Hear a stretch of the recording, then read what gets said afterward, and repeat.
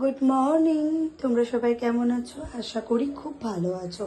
আর আজকে আমাদের সকাল সকাল রান্না হয়ে গেছে প্লেন রাইস, এদিকে চিচিঙ্গে ভাজা কালো জিরে দিয়ে, এদিকে আলু ভাজা, যেহেতু টুবান খুব আলু ভাজাটা খেতে ভালোবাসে, সঙ্গে টক ডাল, আর চিকেন তো সত্যিই ভালোবাসে।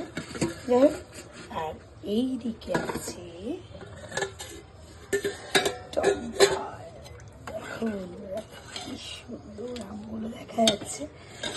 টক ডাল, আর কালকে কিন্তু অনেক খাবারই বেঁচে গেছে, যেহেতু অনেকটাই রান্না করা হয়েছে। আর এইদিকে জিমির কিন্তু চিকেন সেদ্ধ করা হয়েছে। আর এইদিকে পাবদা মাছ রয়ে গেছে,